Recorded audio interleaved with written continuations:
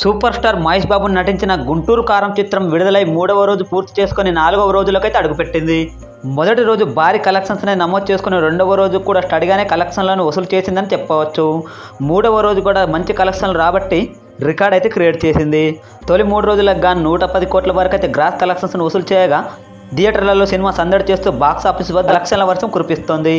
గుంటూరు కారం చిత్రానికి mixed talk వచ్చినప్పటికీ టాక్తో సంబంధం లేకుండా జనరల్ ఆడియన్స్తో పాటు ఫ్యామిలీ ఆడియన్స్ థియేటర్ల వద్ద క్యూ కడుతున్నారు. పైగా సంక్రాంతి పండుగ సీజన్ కూడా కావడంతో గుంటూరు కారం సినిమా కలెక్షన్స్ వచ్చిందనే చెప్పవచ్చు. దీంతో 2వ రోజు కన్నా 3వ రోజు అత్యధిక కలెక్షన్స్ అయితే గుంటూరు కారం చిత్రం వసూలు చేసిందని చెప్పవచ్చు.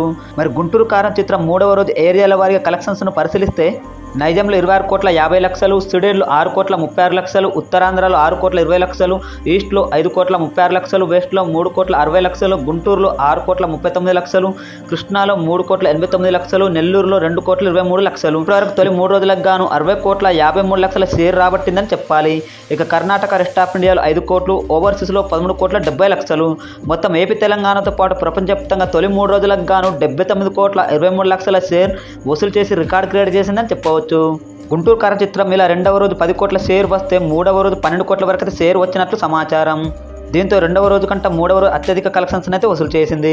ఏదేమైనప్పటికీ 4వ రోజు కూడా సంక్రాంతి పండుగ కలిసి రావడంతో అనుకున్న దానికంటే మంచి కలెక్షన్స్ వసూలు చేసే అవకాశం ఉందని అంటున్నారు.